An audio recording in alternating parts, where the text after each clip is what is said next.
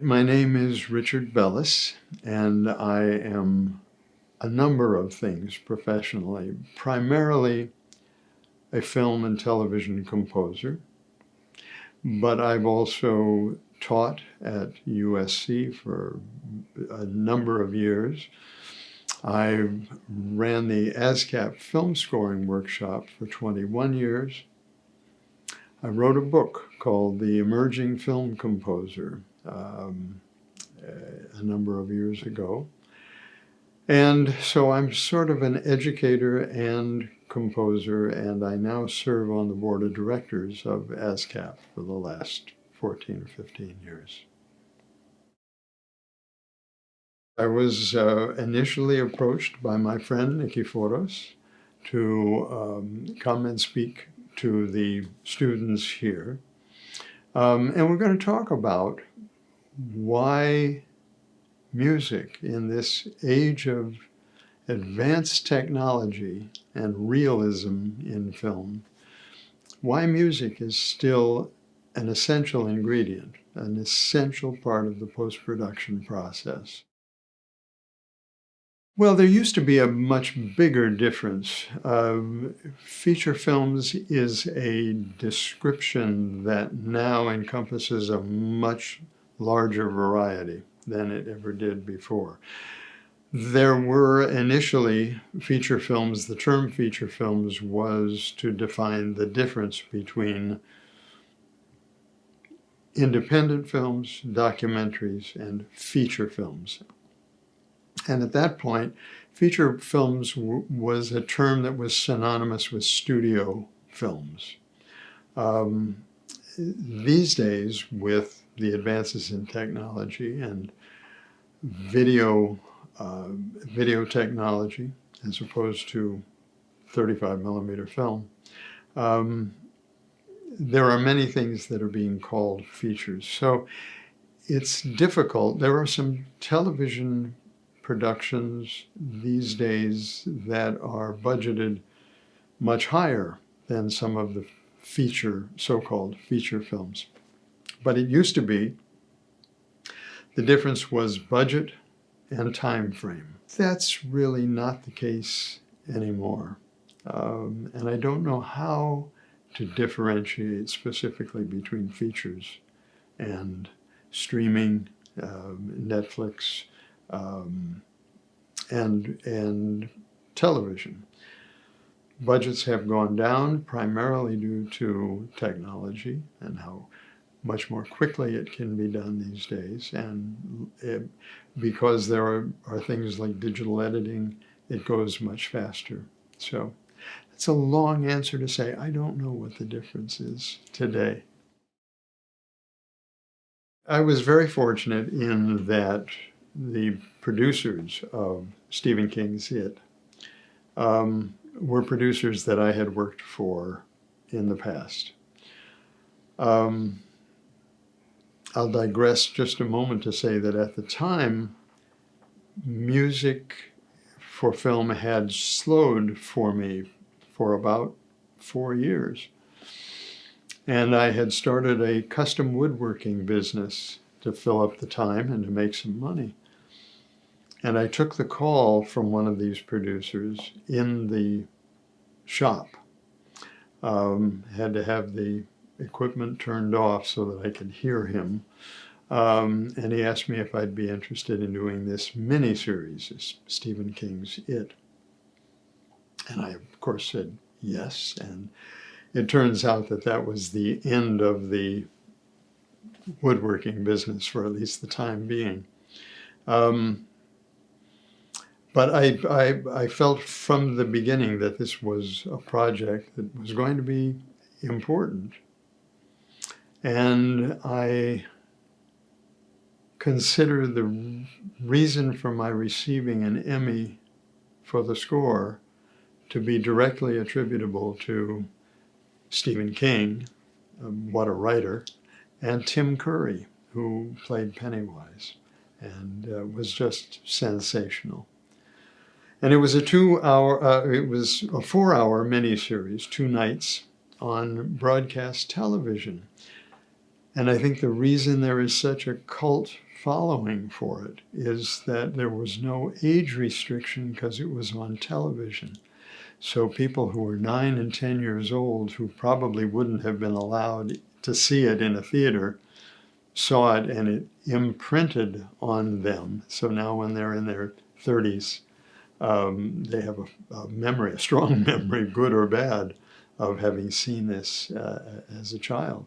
One of the two producers, when we were getting ready to record the music, was in Tahiti with the director of it. They were working on another project. So we were sending them rough mixes of what we had done. And I remember that we sent them the main title sequence. And they hated it. And fortunately, the other producer was back here it was in the US with us while we were doing it. And they were watching it, I guess, on a motel room television, on a VCR. And the producer that was back here said, "We're all loving it back here. It's going to be good." And so they trusted him, at least, if not me. And yes, that was a memory that, while it was not particularly pleasant at the time, was a strong one, because I felt while I was doing it that there was something special. I wasn't having to fight the film or the music. It was coming pretty easily and laying pretty well. And that doesn't always happen. So I had a good feeling about it. And then when I got that news, it was a bit depressing. Once it was nominated, once the music was nominated, we went to the ceremony where they were going to announce the winner. And my wife said that I moved faster than she'd ever seen me when my name was mentioned, as if they would take it back if I wouldn't get up there fast enough. So no, I didn't really expect it. There were some wonderful scores that were competing as well. It's a good friend of mine has 10 Emmys sitting in his house. Mine is a very lonely, singular Emmy, but that's okay. Well, that has changed significantly. This director of it was not available to even spot with me, but that was not uncommon with television movies. The producers were more of the hands-on in television. Directors were very often on to the next project. Nowadays, directors are much more an active part. And sometimes, much of the time, that's very helpful. You have to know what the director is thinking, why they think music is important at any given place. Because if you don't have their input, then they will merely have to say, "No, I don't like that," and you rewrite it, and you keep guessing at what the music should be. So really, interaction with the director is really important. But today we have to audition almost every cue. And when you do that, I think the director feels compelled to give you notes. And that's not necessarily the best scenario. Anything that keeps you guessing at what the director wants is time-consuming, is expensive. So we really have to develop the skills, and this is one of the things I try and tell new composers. to question and question more and question more in dramatic terms, not in musical terms, but in terms of dramatic language, the language of the director. If you tell me you want something to be urgent, well, that's one thing. But if you tell me you want it to be intrigue, that's different from urgent, you know? And if I can get those words to coincide, we can agree on those words, the chances that what I'm going to write is going to be much closer to what the director wants are pretty good. So I think it's important. It doesn't, that kind of availability to speak with the director doesn't happen as much as I think it should anymore. But it is crucial, I think.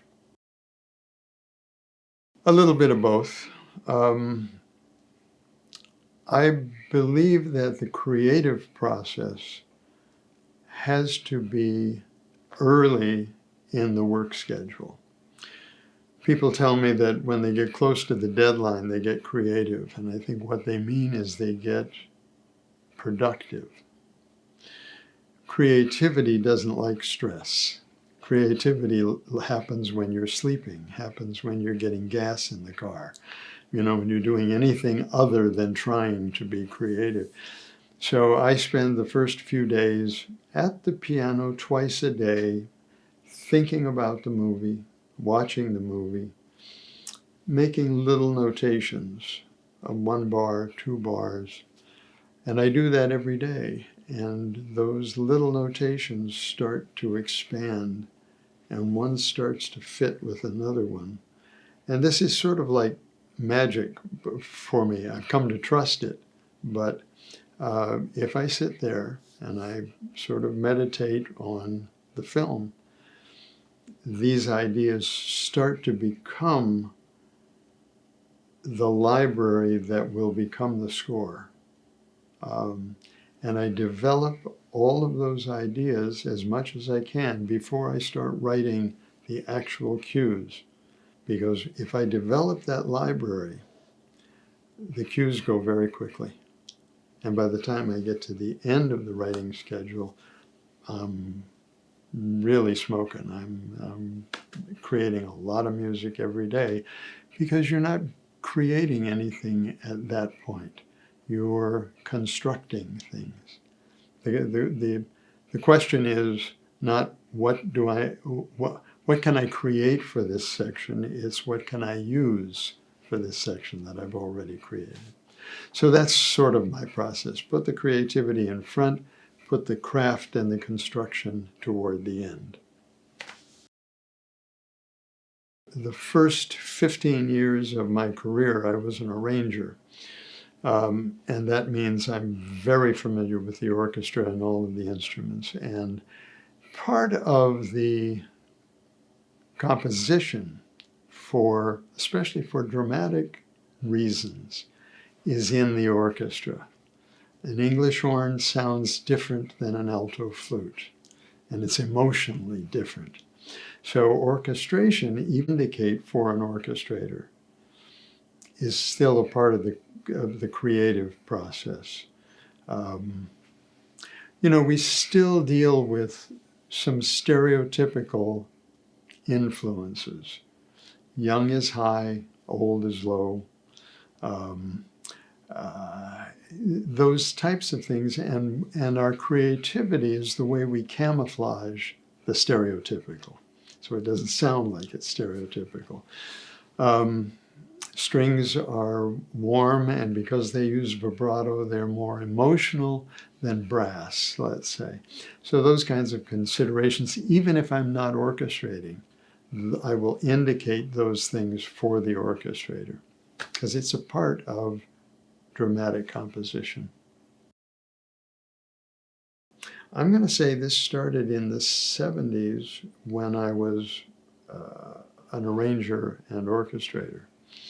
I don't know the exact date, but I remember getting a phone call from a writing partner of mine who was working for Disney at the time, And he said, "Are you busy?" And I said, "No, I got some time." He says, "Good. We've got about 70 hours of original music to write and record for something called Epcot."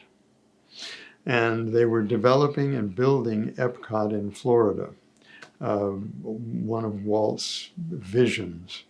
And all of this music had to be written for the opening of this.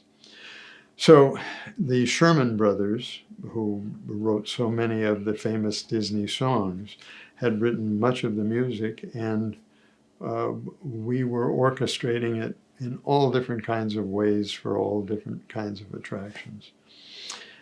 And after we finished that project, and this probably would have been in the 80s, I got a call about a new attraction that they were putting into Disneyland called Star Tours. And this was the first time that a flight simulator was going to be used in an attraction. And while it was going to be scored, the actual ride in the flight simulator was going to be scored using John Williams music, there was an entire building with other things in it that required original music. And I was to compose and do that, and then to edit John Williams music down to fit the ride, and then re-record it with the same size orchestra in the same size studio, which was, an unbelievable dream. It's really hard to screw up John Williams's music, You're standing on the podium conducting tried and true, wonderful orchestral scores. So I did that, and that sort of started the ball rolling for other attractions in the Disney parks. It's a combination of things, or it was for me. Because these attractions last, unlike a film, Star Tours, for example, before they redid it, ran for 25 years. So that means that, first of all, the budget that they have is amortized over 25 years. So it's a good budget. And they brought me in and made me a part of the design team early on. And many of the attractions that I did as well were the same. It would at least be 4 to 5 months, and sometimes as much as a year before the attraction would open that I'd be involved. And then we would go on the attraction, the Indiana Jones ride in Los Angeles in the Disney park. We had to go on the cars and through the bumps and everything else to time the various segments to make the music fit. There is an Indiana Jones stunt show in Florida with live stunt actors, and I spent a month and a half after the planning stages just in a trailer on the actual playing field, because as the stunt people would practice, the timings would change. And so we'd edit the tracks in the trailer.